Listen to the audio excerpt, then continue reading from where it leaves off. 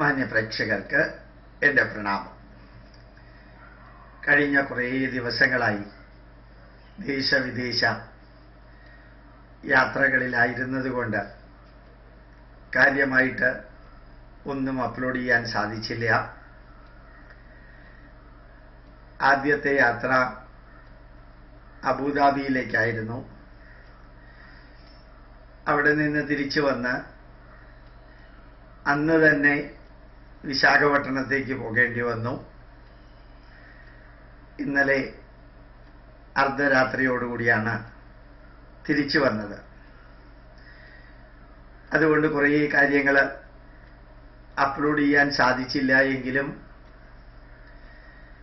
ധാരാളം മെസ്സേജസ് നേരത്തെ തന്നെ അപ്ലോഡ് ചെയ്തിട്ടുള്ളത് കൊണ്ട് അതിലൂടെ കടന്നു പോകാൻ പ്രേക്ഷകർക്ക് ഒരവസരം, നേരത്തെ കടന്നു പോയിട്ടുള്ളത് കേട്ടിട്ടുള്ളത് ഒന്നുകൂടി കേൾക്കാനുള്ള അവസരം, അതുകൂടാതെ പല വീഡിയോകളും പബ്ലിക് സ്പീച്ചുകൾ പലരും ചെറിയ ചെറിയ ബിറ്റുകളായിട്ട് അപ്ലോഡ് ചെയ്യുന്നുണ്ട്.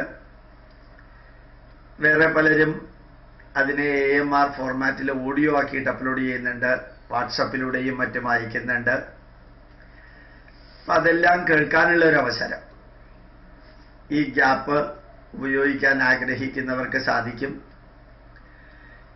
ഇതൊന്നും കൂടാതെ വളരെയധികം നമ്മൾ ശ്രദ്ധിക്കേണ്ടതായിട്ടുള്ളൊരു കാര്യം, കേട്ടാൽ മാത്രം പോരാ, ഹിയറിങ്ങും ലിസണിങ്ങും തമ്മിലുള്ള വ്യത്യാസമുണ്ട്. ആ ലിസണിങ് ലെവലിലേക്ക് വന്ന് കുറേ കാര്യങ്ങൾ പഠിച്ച് മറ്റുള്ളവരെ പഠിപ്പിക്കുമ്പോഴാണ് യഥാർത്ഥത്തിൽ ഈ കേട്ടതിൻ്റെ എല്ലാം ഇഫക്റ്റീവ്നെസ് നമുക്കറിയാൻ സാധിക്കുക. കേട്ടതിൻ്റെ ഇഫക്റ്റീവ്നെസ് അറിയണമെങ്കിൽ ആരെങ്കിലും ഈ വിഷയത്തെക്കുറിച്ച് ചോദിക്കുകയോ അല്ലെങ്കിൽ വിമർശിക്കുകയോ എതിർക്കുകയോ വെല്ലുവിളിക്കുകയോ ചെയ്യുമ്പോൾ അതിനെല്ലാം മറുപടി കൊടുക്കാൻ സാധിക്കുന്ന ലെവലിലേക്ക് നമ്മൾ ഉയരുമ്പോഴാണ് യഥാർത്ഥത്തിൽ ഈ കേട്ടതിൻ്റെ എല്ലാം പ്രയോജനം ഉണ്ടാവുന്നത്. അതിനുള്ള അവസരവും കൂടിയാണ് ഈ ഗ്യാപ്പുകൾ. പഴയ ധാരാളം കാര്യങ്ങൾ യൂട്യൂബിൽ അപ്ലോഡ് ചെയ്തിരിക്കുന്നത് കേൾക്കാനും ഉൾക്കൊള്ളാനും ചിന്തിക്കാനും എല്ലാം സാധിക്കും. സാധാരണ വേദം പഠിക്കുകയും പഠിപ്പിക്കുകയും ചെയ്യുന്ന സമയത്ത് പ്രഥമ, ചതുർദശി, വാവ് ഈ 3 ദിവസവും വിദ്യാർത്ഥി വേദം വായിക്കേണ്ട എന്ന് പറയും, അല്ലെങ്കിൽ പഠിക്കേണ്ട എന്ന് പറയാറുണ്ട്. ആ 3 ദിവസവും വേദം പഠിക്കാതിരിക്കാനുള്ള ദിവസങ്ങളല്ല, മറിച്ച് ബാക്കി ദിവസങ്ങളിൽ പഠിച്ചത് 3 ദിവസം ഒന്ന് മഥനം ചെയ്യാനും നമ്മുടെ മനസ്സുകൊണ്ട് അത് അഗാധ തലത്തിലേക്ക് എത്താനും ഒക്കെ വേണ്ടിയിട്ടുള്ള ദിവസങ്ങളാണ്, സാധന ചെയ്യാനുള്ള ദിവസങ്ങളാണ്. അപ്പൊ ഇങ്ങനെ യൂട്യൂബിൽ അപ്ലോഡ് ചെയ്യുന്ന ദിവസങ്ങളിലെ ഗ്യാപ്പ് വരുമ്പോൾ തിരുവനന്തപുരത്തുണ്ടെങ്കിൽ തീർച്ചയായിട്ടും അപ്ലോഡ് ചെയ്തിട്ടുണ്ടാവും. തിരുവനന്തപുരത്തില്ലാതെ ദീർഘയാത്ര വരുമ്പോൾ അവിടെ അത് റെക്കോർഡ് ചെയ്തിട്ട് അപ്ലോഡ് ചെയ്യാനുള്ള സംവിധാനം ഉണ്ടാവാതെ വരുമ്പോഴാണ് പലപ്പോഴും മിസ് ചെയ്യുന്നത്. അങ്ങനെ ഒരു മിസ്സിംഗ് ആണ്. 14-ാം തീയതി ദുബായിലേക്ക് പോയിരുന്നു. അബുദാബിയിലായിരുന്നു UAE-യിലെ പ്രധാന പ്രോഗ്രാം. ഭാരതീയ വിദ്യാഭവന്റെ ആനിവേഴ്സറിയോടനുബന്ധിച്ച് വളരെ വളരെ സംതൃപ്തി തോന്നുന്ന ഒരു പരിപാടിയായിരുന്നു. യഥാർത്ഥത്തിൽ ധാരാളം പേർക്ക് നമ്മളെ അറിയാവുന്ന ലെവല് ഈ യൂട്യൂബിലൂടെയും അല്ലാതെയും എല്ലാം അപ്ലോഡ് ചെയ്യുന്ന തേഴ്സ്ഡേ മെസ്സേജിലൂടെയൊക്കെ ലഭിക്കുന്നതുമായിട്ടുള്ള കാര്യങ്ങൾ അതെല്ലാം അവർ ഉൾക്കൊള്ളുന്ന രീതിയിലായിരുന്നു അവരുടെ എല്ലാവരുടെയും പെരുമാറ്റം. വളരെ ധന്യമായ അനുഭവങ്ങളുടെ പരമ്പരയായിരുന്നു അവിടെ. ആദ്യത്തെ ക്ലാസ് വിദ്യാർത്ഥികൾക്ക് വേണ്ടിയിട്ടായിരുന്നു. വളരെ ധന്യമായ രീതിയിൽ വിദ്യാർത്ഥികൾ ആവേശത്തോടു കൂടിയായിരുന്നത്. നമ്മുടെ നാട്ടിലുള്ളതിനേക്കാൾ ടെൻഷൻ വിദ്യാർത്ഥികൾക്ക് അവിടെ ഉള്ളതായിട്ട് കണ്ടു. പ്രത്യേകിച്ച് പരീക്ഷയുമായി ബന്ധപ്പെട്ട് ഭാരതീയ വിദ്യാഭവന്റെ ഫ്രാഞ്ചൈസ് ആയിട്ടുള്ള സ്കൂളിൽ, ഇന്റർനാഷണൽ സ്കൂളിൽ അതിൻ്റെ ചെയർമാൻ ശ്രീ രാമചന്ദ്ര മേനോനും അദ്ദേഹത്തിൻ്റെ കൂട്ടത്തിലുള്ളവരും ചേർന്ന് നടത്തുന്ന സീരീസ് ഓഫ് ഭാരതീയ വിദ്യാഭവൻ സ്കൂളിൻ്റെ ഒരു സ്കൂളിലായിരുന്നു അബുദാബിയിൽ ക്ലാസ് ഉണ്ടായിരുന്നത്. അവിടെയുള്ള 10ാം ക്ലാസ്സിലെയും 12ാം ക്ലാസ് CBSE സിലബസിലുള്ള 10th പ്ലസ് 2 ലെവലിലുള്ള വിദ്യാർത്ഥികൾക്ക് പരീക്ഷയെ അഭിമുഖീകരിക്കേണ്ട രീതിയെക്കുറിച്ചായിരുന്നു ക്ലാസ് എടുത്തത്. ഏതായാലും ആ വിദ്യാർത്ഥികൾക്ക് ക്ലാസ് എടുത്തതിനെ കുറിച്ച് വേറെ വിവരിക്കാം. അത് ഇവിടുത്തെ വിദ്യാർത്ഥികൾക്കും ആപ്ലിക്കബിൾ ആണ്.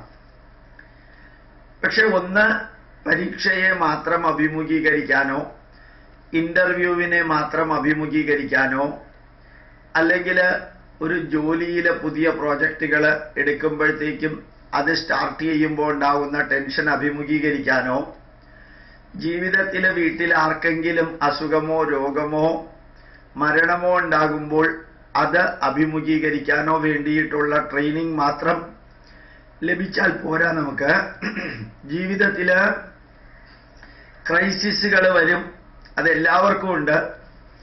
ഈ ലോകത്തിലെ ഏറ്റവും വലിയവനും ഏറ്റവും ചെറിയവനും ക്രൈസിസുകളുണ്ട്.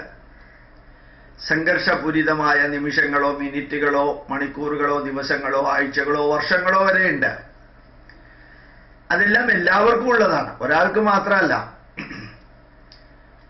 ഭരണാധികാരികൾക്കുമുണ്ട്, ജഡ്ജിമാർക്കുമുണ്ട്, അഡ്വക്കേറ്റുമാർക്കുമുണ്ട്, അധ്യാപകർക്കുമുണ്ട്, വീട്ടമ്മയ്ക്കുമുണ്ട്, മകനുമുണ്ട്, മകൾക്കുമുണ്ട്, IT ഫീൽഡിലുള്ളവർക്കുമുണ്ട്, വലിയ കമ്പനികൾ നടത്തുന്ന മുകേഷ് അംബാനിക്കുമുണ്ട്, അനിൽ അംബാനിക്കുമുണ്ട്, ടാറ്റയ്ക്കുമുണ്ട്, റിലയൻസ്, എല്ലാവർക്കും ഉണ്ട്. അത് ഒരു സയന്റിസ്റ്റ് ആണെങ്കിലും ഉണ്ട്, അല്ലെങ്കിൽ വേറെ ഏതെങ്കിലും കർമ്മമണ്ഡലത്തിൽ പ്രവർത്തിക്കുന്ന ഒരു പട്ടാളക്കാരനുമുണ്ട്, പോലീസുകാരനുമുണ്ട്, മന്ത്രിക്കുമുണ്ട്. അങ്ങനെ ജീവിതത്തെ വളരെ ശക്തമായ മനസ്സോടുകൂടി ഇടയ്ക്ക് പതറുമെങ്കിലും ഭയപ്പെടുമെങ്കിലും കൺഫ്യൂഷൻ ഉണ്ടാകുമെങ്കിലും അങ്ങനെ അഭിമുഖീകരിക്കാനുള്ള ഒരു ട്രെയിനിങ് ആണ് നമുക്ക് എന്നും കൊടുക്കേണ്ടത് എന്ന് വിദ്യാർത്ഥികളോട് പറഞ്ഞു. അത് കഴിഞ്ഞിട്ട് പഠിക്കുന്നതിനെ കുറിച്ചും വിവരിക്കേണ്ടായി. അബുദാബിയിലെ ആ വിദ്യാർത്ഥികളുടെ ഇരിപ്പ് വളരെ ആവേശകരമായിട്ട് തോന്നി. പിന്നെ എനിക്ക് അവിടെ മാത്രമല്ല എല്ലായിടത്തും തോന്നിയിട്ടുള്ള ഒരു കാര്യം, ട്രെയിനിങ് കൊടുക്കേണ്ടതും ക്ലാസ്സുകൾ എടുക്കേണ്ടതും വിദ്യാർത്ഥികൾക്കല്ല. ഇനി അഥവാ വിദ്യാർത്ഥികൾക്ക് 33% ഇതുമാതിരി കാര്യങ്ങളെക്കുറിച്ച് ക്ലാസ് എടുക്കുമ്പോൾ അത്ര തന്നെ ക്വാളിറ്റേറ്റീവ് ക്വാണ്ടിറ്റേറ്റീവ് അറിവ് അധ്യാപകർക്കും അതുപോലെ മാതാപിതാക്കൾക്കും കൊടുക്കണം. 1:1:1 എന്ന രീതിയിൽ 1 മണിക്കൂർ ക്ലാസ് വിദ്യാർത്ഥികൾക്ക് കൊടുത്തിട്ടുണ്ടെങ്കിൽ 1 മണിക്കൂർ പാരൻസിനും കൊടുക്കണം, 1 മണിക്കൂർ അധ്യാപകർക്കും കൊടുത്താലേ ഒരു സ്കൂളിൽ ടെൻഷൻ ഇല്ലാത്ത വിധത്തിൽ വിദ്യാർത്ഥികൾക്ക് ജീവിക്കാൻ സാധിക്കുള്ളൂ, പരീക്ഷ എഴുതാൻ സാധിക്കുള്ളൂ, സംഘർഷപൂരിതമായ അവസ്ഥകൾ അഭിമുഖീകരിക്കാൻ സാധിക്കുള്ളൂ. വൈകുന്നേരം എൻ്റെ ക്ലാസ് പാരൻസിന് വേണ്ടിയിട്ടുള്ള ക്ലാസ് ആയിരുന്നു. ഇത് വളരെ അഭിമാനത്തോടുകൂടി അവര് അത് കേൾക്കുകയും വന്ന് കണ്ട് നമസ്കരിച്ച് ഇപ്പോഴാണ് യഥാർത്ഥത്തിൽ വിദ്യാർത്ഥികളോട് എങ്ങനെയാണ് മക്കളോട് എങ്ങനെയാണ് പെരുമാറേണ്ടത് എന്ന് മനസ്സിലായത് എന്ന് പറയുകയും ഏതാണ്ട് ഒരു 1.5-1.25 മണിക്കൂർ സമയം അവർ തന്നെ പറഞ്ഞു. ഒരു അരമണിക്കൂർ ആയതായിട്ട് പോലും തോന്നിയില്ല. എല്ലാ മതത്തിൽപ്പെട്ടവരും ഉണ്ടായിരുന്നു. ഈജിപ്തിൽ നിന്ന് വന്നവരുണ്ടായിരുന്നു, മറ്റ് അഫ്ഗാനിസ്ഥാനിലുള്ളവരുണ്ടായിരുന്നു. ഇംഗ്ലീഷിലായതുകൊണ്ട് അവർക്ക് ആർക്കും മനസ്സിലാക്കാൻ ഒരു ബുദ്ധിമുട്ടും ഉണ്ടായിരുന്നില്ല എന്നവർ പറഞ്ഞു. മലയാളികളായിരുന്നു 80%. എല്ലാ മതത്തിലും ക്രിസ്ത്യൻസിനും മുസ്ലിംസും എല്ലാം ഉണ്ടായിരുന്നു. എല്ലാ മാതാപിതാക്കളുടെയും എല്ലാ വിദ്യാർത്ഥികളുടെയും എല്ലാ വിഭാഗത്തിൽപ്പെട്ട അധ്യാപകരുടെയും ഫണ്ടമെന്റൽ പ്രോബ്ലം ഒന്ന് തന്നെയാണ് എന്ന് നമുക്ക് വൈകുന്നേരത്തെ ലെക്ചർ കഴിഞ്ഞപ്പോഴത്തേക്കും വ്യക്തമായിട്ട് മനസ്സിലായി. ഫണ്ടമെന്റൽ പ്രോബ്ലം എല്ലാവരുടെയും ഒന്ന് തന്നെയാണ്. അത് മതമോ രാജ്യമോ പ്രായമോ അക്കാഡമിക് ക്വാളിഫിക്കേഷനോ ഒന്നും കൊണ്ട് അതിൽ മാറ്റം വരുന്നില്ല. മാറ്റം വരുന്നത് ഇത് കേട്ട് ഉൾക്കൊണ്ട് ഇത് ജീവിത സത്യമാണ് എന്നറിയാനുള്ള മനസ്സുണ്ടാവുകയും തുറന്ന മനസ്സോടുകൂടി കേൾക്കുകയും കാണുകയും ചെയ്ത് അതിൽ നിന്ന് തുറന്ന മനസ്സോടുകൂടി എടുക്കുകയും ചെയ്താൽ അവനവനും അവനവന്റെ കുടുംബത്തിലുള്ളവർക്ക് പ്രത്യേകിച്ച് മക്കൾക്കുമാണത് പ്രയോജനമെന്ന് അറിയുമ്പോൾ അവിടെയാണ് ശരിക്ക് മറ്റു എന്തിനേക്കാളും ഉപരി പ്രയോജനപ്പെടുന്ന ലെവലിലേക്ക് നമുക്ക് ഉയരാൻ സാധിക്കുന്നത്. അതവിടെ കണ്ടു. അതിനുശേഷം അടുത്ത ദിവസം NSSന്റെ ഒരു പ്രോഗ്രാം ഉണ്ടായിരുന്നു. അത് കഴിഞ്ഞ് അന്ന് രാത്രി പിറ്റേ ദിവസം ഇവിടെ എത്തി. അന്നത്തേതിന്റെ പിറ്റേ ദിവസം ഇവിടെ എത്തി. വിശാഖപട്ടണത്തുള്ള യാത്രയായിരുന്നു. ഇത് ഒരു പ്രത്യേക രീതിയിലുള്ള യാത്ര. ചെറിയൊരു ഗ്രൂപ്പാണെങ്കിലും അസാധാരണമാം വിധത്തിൽ മതപരിവർത്തനം നടക്കുന്ന വിശാഖപട്ടണം പ്രദേശത്ത് ഹൈന്ദവ ജനതയ്ക്ക് ഒരുമിച്ച് ചേരണമെന്നൊരു തോന്നല് അതിൻ്റെ അടിസ്ഥാനത്തിൽ അഗാധമായിട്ട് നമ്മുടെ പൈതൃക കാര്യങ്ങൾ പഠിപ്പിച്ചു. ഇതിലെ ഓരോ സ്ഥലത്തും എടുത്ത ക്ലാസ്സുകൾ വളരെ വ്യത്യസ്തങ്ങളായിരുന്നത് കൊണ്ട് അതിൻ്റെ എല്ലാം അബ്സ്ട്രാക്റ്റായിട്ട് അപ്ലോഡ് ചെയ്യുന്നത് നല്ലതാണെന്ന് തോന്നി. എല്ലാവരുടെയും പ്രത്യേകിച്ച് പറഞ്ഞു ഇൻസ്റ്റിറ്റ്യൂട്ടിൻ്റെ വർക്ക് എന്താണ്, പാവങ്ങളെ എങ്ങനെ സഹായിക്കുന്നു, ക്യാൻസർ രോഗികളെ എങ്ങനെ സഹായിക്കുന്നു, അതേപോലെ academy for heritage research and studies AHRS, academy for heritage research and studies. യഥാർത്ഥത്തിൽ ഇതൊരു പ്രൈം മിനിസ്റ്ററുടെ പ്രോജക്റ്റ് കൂടിയാണ്. ശരിക്ക് ഇന്ത്യൻ നാഷണൽ സയൻസ് അക്കാഡമിയുടെ ഇന്ത്യൻ നാഷണൽ സയൻസ് കോൺഗ്രസ് ബോംബെയിൽ പ്രധാനമന്ത്രി ഉദ്ഘാടനം ചെയ്ത സമയത്ത് ധാരാളം കാര്യങ്ങൾ പറയുകയുണ്ടായി. നമ്മുടെ സയന്റിഫിക് ഹെറിറ്റേജും ടെക്നോളജിക്കൽ ഹെറിറ്റേജും മാത്രം പഠിച്ചാൽ പോരാ, കൾച്ചറിലുള്ള സയൻസ് അതുകൂടി പഠിക്കണം എന്ന് അദ്ദേഹം പറയുകയുണ്ടായി. എക്സാമ്പിളും പറഞ്ഞു കൊടുത്തു. അതേപോലെ തന്നെ department of science and technology അതിനൊരു പുതിയ വിങ് തന്നെ തുടങ്ങിയിട്ടുണ്ട്. നമ്മുടെ കൾച്ചറിലുള്ള സയൻസും ടെക്നോളജിയും പഠിപ്പിക്കാനായിട്ട്, അല്ലെങ്കിൽ റിസർച്ച് നടത്താനായിട്ട്. അതിൻ്റെ ഒരു ചെറിയ part work Indian institute of scientific heritage ഏറ്റെടുത്തിട്ടുണ്ട്. നല്ല രീതിയിൽ മുമ്പോട്ട് പോകുന്നു. അത് ഏറ്റെടുത്തിട്ട് ഏതാണ്ട് 40-45 ദിവസമായി. 100 ദിവസത്തിനകം അതിൻ്റെ റിസൾട്ട് കൊടുക്കാമെന്ന് പറഞ്ഞിട്ടുണ്ട്. അത് നമ്മൾ അവിടെയൊക്കെ വിവരിക്കുകയുണ്ടായി.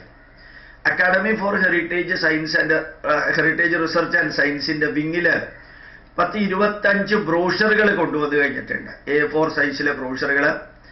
അത് PDF ഫോർമാറ്റ് ആയിട്ടും അല്ലാതെയും നമ്മൾ സിലബസിന്റെ രൂപത്തിൽ ചെറിയ ഡിസ്ക്രിപ്ഷനോട് കൂടി നമ്മുടെ പൈതൃകത്തിലുള്ള എല്ലാ സയന്റിഫിക് ലോജിക്കൽ റാഷണൽ അപ്രോച്ചുള്ള കാര്യങ്ങൾ പഠിക്കാൻ സൗകര്യത്തിന് ഇമെയിൽ അയച്ചു തരുന്നവർക്കൊക്കെ അയച്ചു കൊടുക്കുന്നുണ്ടെന്ന് പറഞ്ഞു. കുറേ പേര് ഇമെയിൽ തരുന്നു എല്ലാ സ്ഥലത്തും. അവർക്കെല്ലാം അത് അയച്ചു കൊടുക്കുന്നുണ്ടായിരിക്കും. ധന്യമായിട്ടുള്ള അനുഭവങ്ങളായിരുന്നു ഈ യാത്രയിലുണ്ടായത്. അത് ഞാൻ നിങ്ങളോട് പറയാനുണ്ടായ കാരണം നമ്മളുടെ നാടിൻ്റെ പൈതൃകത്തെ തിരിച്ചു കൊണ്ടുവരാനായിട്ട് ശ്രമിക്കുന്ന വേളയിൽ ജാതിയോ മതമോ ഇസമോ വർഗമോ വർണ്ണമോ ഭാഷയോ രാജ്യത്തിൻ്റെ അതിർത്തികളോ തൊലിയുടെ നിറമോ ഇതൊന്നും ബാധകമാകാതെ ലോക ജനത, പ്രത്യേകിച്ച് ഭാരത ജനത, അതിലും പ്രത്യേകിച്ച് കേരള ജനത രണ്ട് കയ്യും നീട്ടി അത് സ്വീകരിക്കുന്നൊരു കാഴ്ച അഭൂതപൂർവമായിരുന്നു എന്ന് മാത്രമല്ല സ്നേഹ ബഹുമാനാദികളോടുകൂടി. ഞാൻ ചിലപ്പോൾ ആലോചിക്കാറുണ്ട്, നമ്മളുടെ നാട്ടിലെ ധന്യരായിട്ടുള്ള വ്യക്തികൾ വിദേശത്ത് പോകുമ്പോൾ അവർക്ക് ലഭിക്കുന്ന സ്വീകരണത്തിൽ അവരെങ്ങനെ നിൽക്കുന്നു. യേശുദാസിനെ പോലെയുള്ളവരെയൊക്കെ സ്വീകരണം ലഭിച്ച് യേശുദാസിന്റെ അടുത്ത് വന്ന് കാല് തൊടുമ്പോൾ ആ തൊടുന്ന വ്യക്തികളുടെ മനസ്സിലുണ്ടാകുന്ന അനുഭൂതി എന്താണ് എന്ന് അതിൻ്റെ 10 കോടിയിലൊരംശം പോലും അടുത്ത് നിൽക്കാൻ യോഗ്യതയില്ല എങ്കിലും നമുക്കും കാണാൻ സാധിക്കുന്നുണ്ട്.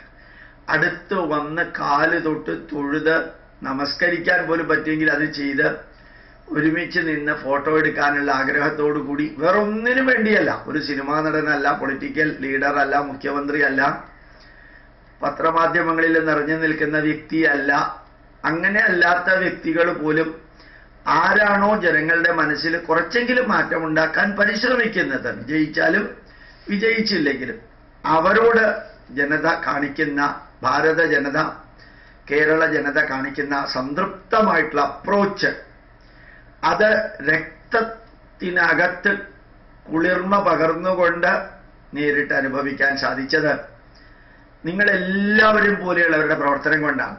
ഇത് കേൾക്കുന്ന കുറേ പേര് ഇത് പ്രചരിപ്പിക്കുന്നുണ്ട്. ആയിരക്കണക്കിന് ആൾക്കാര് സൈലന്റ് ആയിട്ടും വയലന്റ് ആയിട്ടും, ഞാൻ വയലന്റ് എന്ന് ഉദ്ദേശിച്ചത് വളരെ വിപ്ലവാത്മകമായ രീതിയിൽ എന്ന അർത്ഥത്തിലാണ്, ഇത് പഠിക്കാനും പ്രചരിപ്പിക്കാനും ശ്രമിക്കുന്നത് കൊണ്ടാണ് ഈ യൂട്യൂബിൽ അപ്ലോഡ് ചെയ്യുന്നതും ചില സ്ഥലങ്ങളിലെല്ലാം പ്രഭാഷണം നടത്തുകയൊക്കെ ചെയ്യുമ്പോൾ യഥാർത്ഥത്തിൽ പാലക്കാട് പ്രഭാഷണം നടത്തുന്ന വേളയിൽ അവിടെ തടിച്ചുകൂടിയ ആൾക്കാരുടെ എണ്ണത്തിനൊരു കണക്കുണ്ടായിരുന്നില്ല. അത്രയും അധികം ആൾക്കാർ, വലിയ പബ്ലിസിറ്റി ഒന്നും കൊടുത്തിരുന്നില്ല. എന്നിട്ടും എത്രയധികം ആൾക്കാരാ 4ഉം 5ഉം പ്രാവശ്യം കസേര കൊണ്ടുവന്നിട്ട് ഈ വന്ന വ്യക്തികൾക്ക് ഇരിക്കാൻ സൗകര്യം കൊടുക്കേണ്ടി വന്നു. 5 പ്രഭാഷണ വേദികളിലും പാലക്കാട്. ഏതായാലും അബുദാബിയിൽ അവരുടേതായിട്ടുള്ള റെസ്ട്രിക്ഷൻ ഉള്ളത് കൊണ്ടും ആ സ്കൂളിലെ പാരൻസിനും ടീച്ചേഴ്സിനും ആയതുകൊണ്ടും വലിയൊരു ഹാളിൽ നിറച്ച 1200 പേര് പങ്കെടുത്ത പരിപാടിയായിരുന്നു. പിന്നെ ആ ഹാളിന്റെ 3/4 ഭാഗം നിറഞ്ഞിരിക്കുന്ന NSSന്റെ പരിപാടിയും പിന്നെ ആനുവൽ ഇതിന്റെ പരിപാടികളും എല്ലാം കൂടി ജനത 2 കൈയും നീട്ടി സ്വീകരിക്കുന്നു. ഭാരതീയ പൈതൃകം ആ കാലഘട്ടത്തിൽ ജീവിക്കാൻ ഭാഗ്യം കിട്ടിയവരാണ് നമ്മൾ.